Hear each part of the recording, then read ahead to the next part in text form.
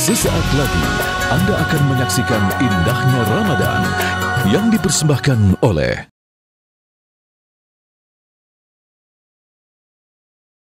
setan itu la'atiyannahum min baini aidihim, aku akan datang dari depan, wa min khalfihim dari belakang, wa an aimanihim dari kanan, wa an syama'ilihim dari kiri. Kalau gagal dari depan, dia dari belakang. Kalau gagal dari kanan, dia akan datang dari kiri. Artinya, kalau ada orang yang hanya baru berusaha sekali dan dia berhenti, berarti dia kalah dengan setan.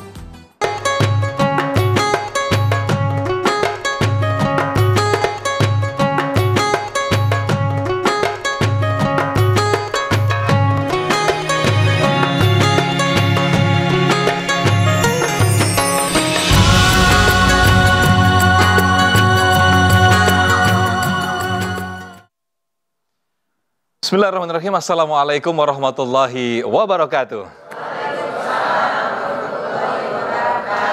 Alhamdulillah katsiran tayyiban mubarakan fihi, asyhadu an la ilaha illallah wa asyhadu anna Muhammadan abduhu wa rasuluh.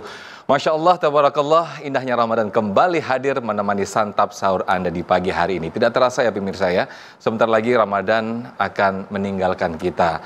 Suasana Ramadan yang begitu indah dengan kita berpuasa, kemudian qiyamul lail, tadarus segala macam ini terasa di bulan Ramadan. Pertanyaannya adalah ketika nanti setelah bulan puasa meninggalkan kita, apakah tetap ada keistiqomahan bulan puasa di dalam hati kita? Masih ada tadaruskah di dalam rumah-rumah kita? Masih ada qiyamul lailkah di setiap malam-malam kita?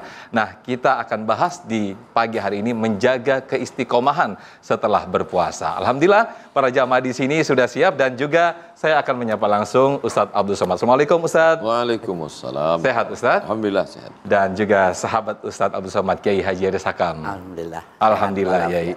Baik, pemirsa, kita akan bahas di kesempatan pagi hari ini Kiai Haris Hakam. Ustadz Abdul Somad terlebih dahulu untuk membahasnya bagaimana menjaga keistiqomahan setelah bulan puasa. Silakan Ustadz. Bismillahirrahmanirrahim. Assalamualaikum warahmatullahi wabarakatuh. Waalaikumsalam.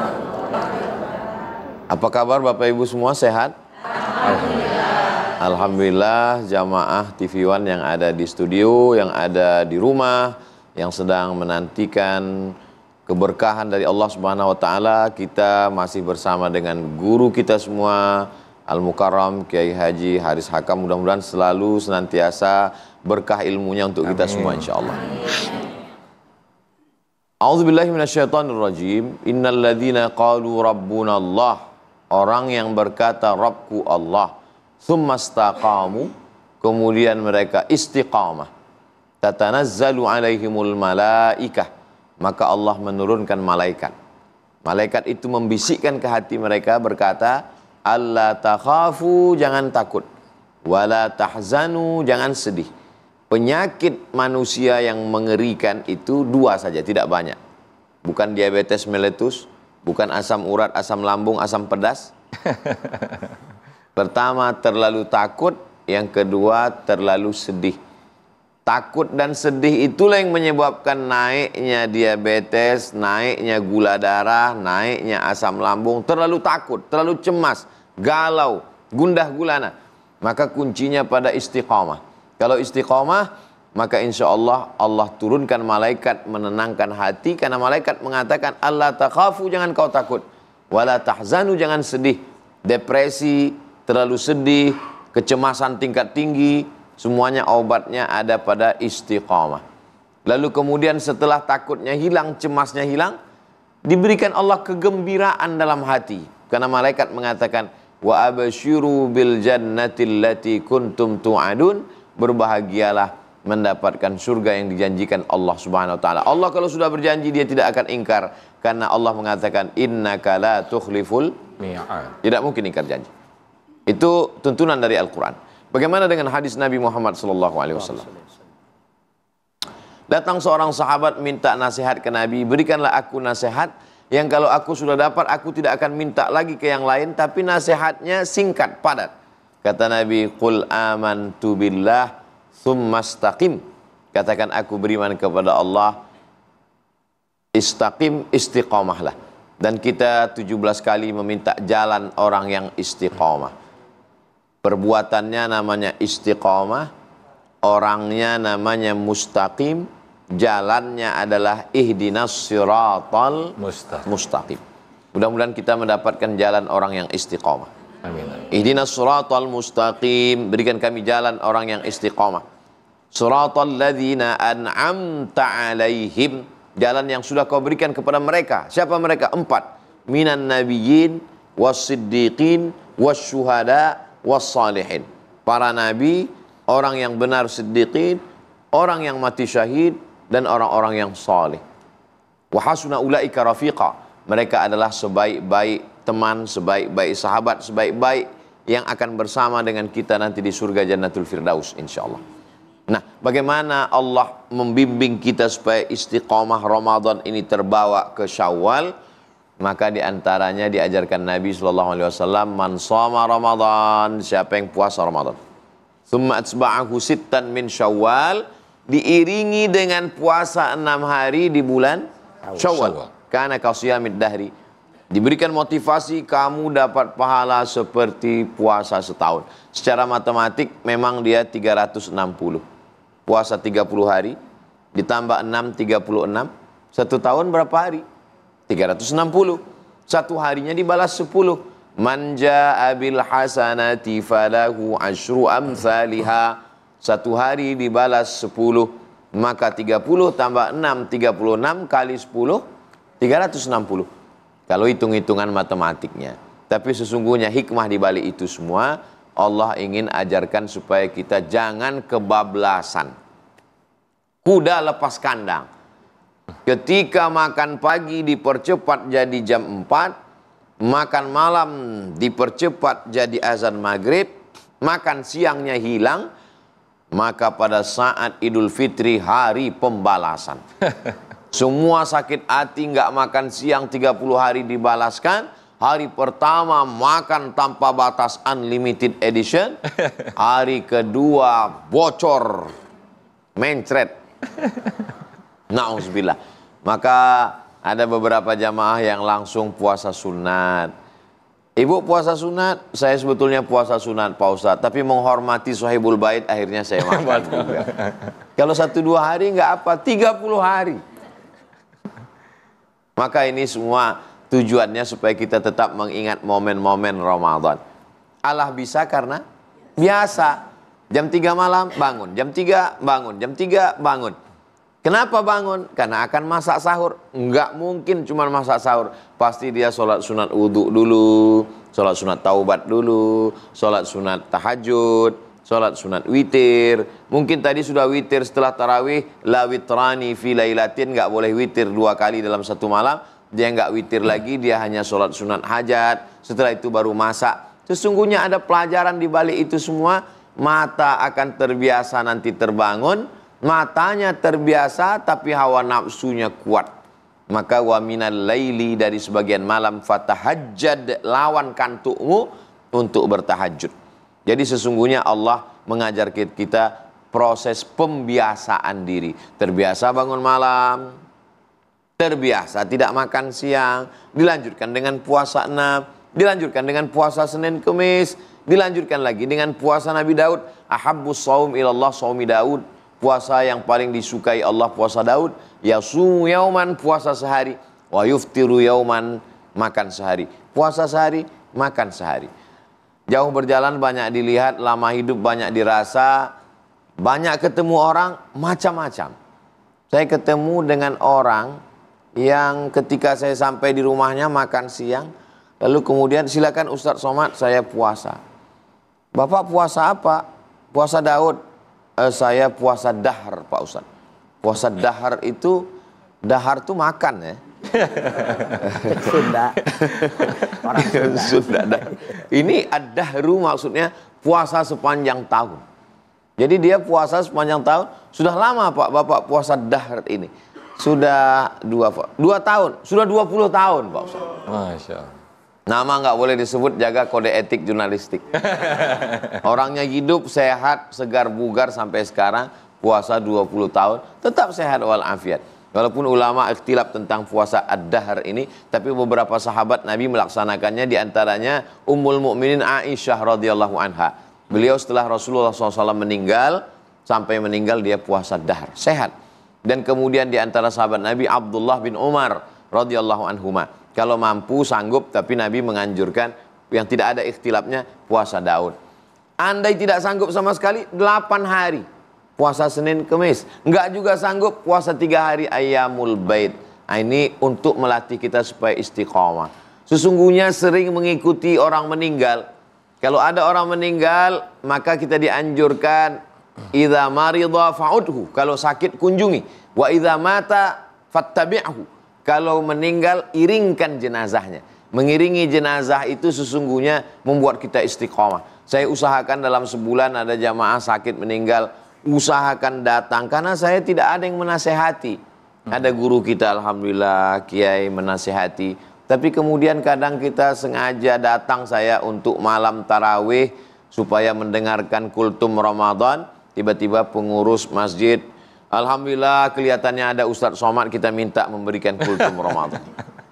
Nasihat yang paling dalam ketika melihat jenazah itu datang supaya melihat jenazah, supaya tertanam istiqomah, supaya bekal menghadap Allah SWT. Demikian Ustadz Sufyan. Baik, terima kasih Ustadz Abdul Somad telah memaparkan bagaimana kiat-kiat untuk selalu istiqomah setelah bulan puasa atau setelah bulan Ramadan. Lalu bagaimana kiat menghidupkan suasana di rumah kita, ada suasana Ramadan di tiap bulannya. Kiai Haji Haris Akam akan membahasnya nanti usai jeda berikut. Kita akan lanjutkan sahur lagi, silakan Kiai Haris. Istiqomah itu maknanya memenuhi semua janji-janji yang pernah kita lakukan dan melazimkan diri untuk melakukan ketaatan dengan memelihara batasan tawassut. Tawassut itu pertengahan. Jadi kita mendidik tubuh kita, mengajak diri kita jangan berlebih-lebihan.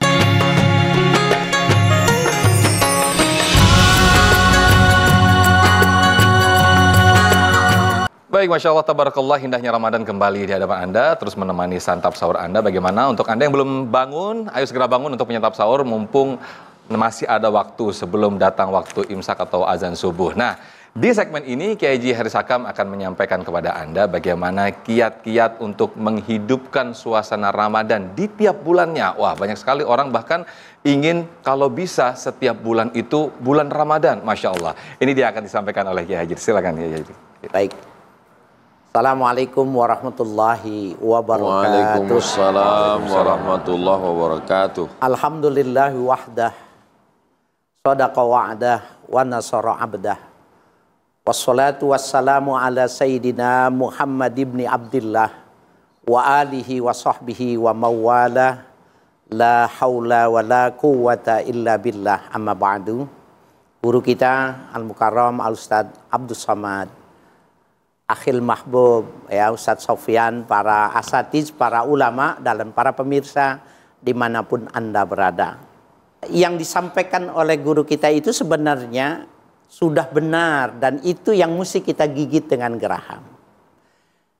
Lalu barangkali kalau ada sebuah pertanyaan batasannya apa, ada sebuah tulisan yang ditulis oleh Abdul Karim Al-Kushairi. Beliau mendefinisikan untuk bisa kita memudah memahami ini, merefleksikan Ramadan di bulan Syawal. Beliau mengatakan bahwa istiqomah itu al-wafa'u bil uhudi kulliha. Istiqomah itu maknanya memenuhi semua janji-janji yang pernah kita lakukan. Wa mulazamatut ta'ah, dan melazimkan diri untuk melakukan ketaatan. Biriayati haddi tawassut, dengan memelihara batasan tawassut. Tawassut itu pertengahan. Jadi kita mendidik tubuh kita, mengajak diri kita jangan berlebih-lebihan, akan melahirkan jenuh. Pada suatu ketika, Rasul ketika masuk di waktu subuh, menjelang subuh maksud saya, kan dia zaman Nabi itu masjidnya tidak seperti kita, terang gitu ya, ada listrik gitu. Semua mengandalkan cahaya dari bintang gitu. Ketika masuk di masa yang gelap itu, Rasulullah dadanya tertahan oleh tali yang panjang. Kaget Rasulullah. Mahadzal habal, tali apa ini? Maka yang hadir bilang, hablun li Zainab ya Rasulullah. Itu talinya Zainab. Jadi Zainab itu kalau sholat malam sudah tidak kuat berdiri, ikat tali di sana, ikat di tubuhnya, diikat lagi sehingga dia berdiri sholat untuk melakukannya dalam keadaan berdiri. Sujud, ruku, sujud, diri, dipegangnya lagi sehingga sholatnya berdiri. Kata Nabi, la, lepas. Ini yang dimaksud dengan ya menjaga tawassut pertengahan. Nanti jenuh tubuh kita ini. Nanti kaget. Kalau seandainya setelah Ramadan kita puasa terus seperti bulan Ramadan. Nggak boleh. Ya, pertama tidak boleh. Kecuali bagi orang yang saumud dahr yang disebut guru kita itu, orang yang kuat dan punya kapasitas dan tidak ada resiko. Ya. Salah satu yang dipersaudarakan di dalam Islam itu adalah Abu Darda dengan Salman Al-Farisi. Ya. Abu Darda dipersaudarakan dengan Salman Al-Farisi. Ketika Salman Al-Farisi datang berkunjung ke rumah Abu Darda, dia lihat istrinya itu pakai pakaian yang tidak bagus ya. Mungkin kalau ibu-ibu di rumah itu pakai daster yang udah bolong gitu. Masih dipakai ya. Kemudian Salman Al-Farisi negur, kenapa kau tidak bersolek sementara suamimu ada? Maka istrinya mengatakan, Salman la yastahi minni, dia nggak senang, nggak perlu lagi dengan saya. Maka Salman Al-Farisi justru menunggu sahabatnya yang nggak ada. Pulang senang dia, ya, yang dipersaudarakan itu dipotongkan kambing. Pesta makan, dia bilang, makanlah wahai saudaraku, aku sedang berpuasa. Kata Salman, aku nggak mau makan kalau kau tidak makan. Masya Allah. Ya, maka mau tidak mau makan dia. Malam begitu juga, ya. Salman Al-Farisi tidur setelah sholat Isya, sudah cukup waktunya tidur. Tapi beliau tidak, terus melakukan sholat malam. Ketika bangun, dia masih sholat lagi. Maka ditegurnya. Tetapi terjadi perbedaan pendapat antara Salman dengan Abu Darda ini. Sehingga mereka sepakat besok memasukkannya, menyampaikannya kepada Rasulullah. Bagaimana menurut Rasulullah ini? Benar tidak ini? Maka Rasulullah Shallallahu Alaihi Wasallam menghukumkan pada kasus ini, sodaqta Salman, benar. Ya, sodaqah Salman, benar. Yang disampaikan oleh Salman itu benar. Kenapa? Karena sahabat Abu Darda masih punya istri.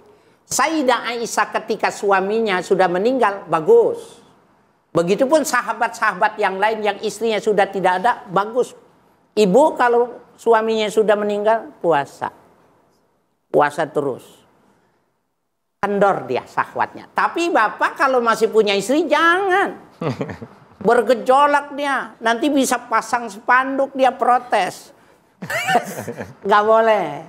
Nah, jadi guru kita menyampaikan itu sebenarnya sudah super, luar biasa, dan saya cuma sekedar menyempurnakan saja dalam arti menambahkan bumbu masak bagi orang yang tidak bermasalah. Nah, saya Allah yarham ada guru di sini di Jakarta ini. Beliau hafal Quran, istrinya hafal Quran. Maaf, anaknya lebih banyak sekali. Kemudian dia bersepakat ini di akhir hayatnya itu puasanya dua-duanya ini saumud dahr. Nah, karena dia bersepakat sehingga tidak lagi hajat karena anak sudah 12, enggak masalah. Saya ingin mengatakan tidak boleh kita beribadah tapi pasangan kita merasa dirugikan. Apalagi kalau yang sudah sepuh kemudian nikahnya yang sama yang muda, ibarat Corolla tahun 73 nggak mungkin kuat naik ke puncak kalau dia mesti jaga, nggak boleh puasa setiap hari. Nah, kembali riayah memelihara haddut tawassut ini kita ukur ya. Kalau itu puasa Ramadan full, waktu kita mau menerjemahkan Ramadan dalam pengertian puasa cukup yang dianjurkan beliau saja. Senin Kamis atau 3 hari dalam Ramadan ya, atau kurang dari situ tapi secara terbiasa. Yang kedua, kita biasa tarawih. Nah, perbedaan Muhammadiyah dengan Nahdlatul Ulama itu ketika mengartikan bahwa Nabi setiap malam di Ramadan dan di luar Ramadan itu sholatnya itu 11 rakaat. Maka Qiyamul Lail itu diinterpretasikan oleh Dewan Tarjih Muhammadiyah itu adalah sholat Qiyamul Lail itu di bulan Ramadan disebutnya tarawih. Sehingga 8 rakaat ditambah 3 witir. Kata orang Nahdiyin, saya punya guru Profesor Ali Yakub mengatakan, orang-orang Nahdiyin mengatakan yang dimaksud dengan 11 rakaat itu adalah witir. Karena kalimat fi Ramadan wa ghairi, di dalam Ramadan dan di luar Ramadan, apakah ada taraweh di luar Ramadan? Nggak ada. Berarti 11 rakaat itu adalah standar ya yang dilakukan oleh Nabi di Ramadan dan di luar Ramadan. Nah, kita tidak mau terlalu memberikan bahasan tentang perbedaan pendapat karena hasil ijtihad dari dua kelompok ini boleh sah-sah saja apabila itu dilakukan berdasarkan ijtihad. Boleh kita mengikutinya. Yang nggak boleh, yang nggak mengerjakan. Nah, Bapak Ibu sekalian, kembali lagi, kita mesti melatihnya sedikit-sedikit. Paling tidak witirnya 3 rakaat setiap malam. Jangan ditinggal. Kalau nggak bisa juga, berapa Bu? 1 rakaat. Namanya witir kontet. Karena cuma 1. Ya, nah oleh karena itu begitu. Begitu juga dengan kita wajib membayar zakat. Maka di luar Ramadan kita biasakan. Ibu tahadus binikmatillah, punya rezeki tukar ke bank. Uang yang receh taruh di mobil, taruh di kantong. Kalau ada orang minta kasih, maka dia senang, uangnya baru, tapi juga punya nilai. Maka itu adalah terjemahan dari kita melaksanakan nilai-nilai Ramadan. Wallahu a'lam bishawab. Baik, Masya Allah, terima kasih Kiai Haji Haris Akam atas pemaparan yang sangat luar biasa sekali. Nah, pembahasan akan lebih menarik lagi nanti di segmen berikut untuk kita undang para jamaah di sini untuk tanya jawab yang insya Allah akan dijawab oleh guru-guru kita. Kita lanjutkan sahur lagi, silakan Ustadz. Syaitan itu kata yad'una ilal khair. Kadang-kadang setan itu menyuruh untuk melakukan yang baik. Liyantafi'anhul fadil. Tapi supaya orang itu tidak mendapatkan yang unggul. Allah. Nah itu kata Imam Ghazali itu disuarakan itu menjelang Ramadan. Yang disuruhnya kan berpuasa. Tapi yang dipersiapkan buat pulang kampung, buat lebaran. Sehingga tidak berpuasa, yang penting bajunya baru. Ah ini yang dimaksud. Yad'u ilal khair liyantafi'anhul fadil. Belanja yang bagus dan minta maafnya di kampung. Jelas aja dimaafin, bikin dosa di Jakarta minta maaf di kampung.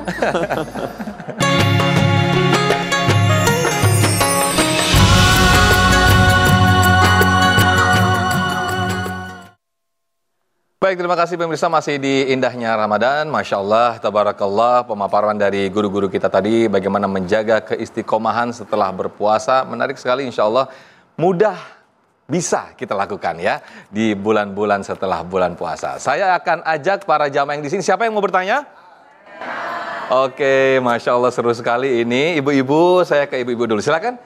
Tadi yang sudah siap, oke silakan. Boleh berdiri, Ibu. Bismillahirrahmanirrahim. Assalamualaikum warahmatullahi wabarakatuh. Waalaikumsalam. Izin Pak Ustadz, saya bertanya tentang masalah puasa sunnah Syawal ya. Itu biasanya kita lakukan kan kadang-kadang hari kedua Syawal itu udah bisa puasa. Tapi dalam keluarga suka ada silaturahim atau apa pertemuan-pertemuan keluarga yang lainnya. Nah itu sebaiknya kita melakukannya setelah tanggal berapa? Agar puasanya memang masih merasakan puasa suasana Ramadan. Baik, sekian. Assalamualaikum warahmatullahi wabarakatuh. Waalaikumsalam warahmatullahi wabarakatuh. Silakan, Mas.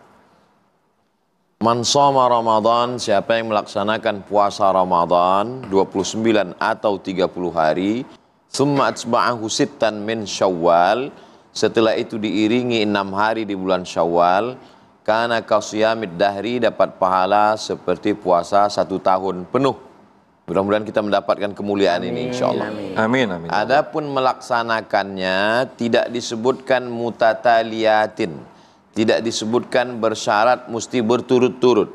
Boleh di pangkal, boleh di tengah, boleh di ujung, boleh dicicil, boleh berturut-turut.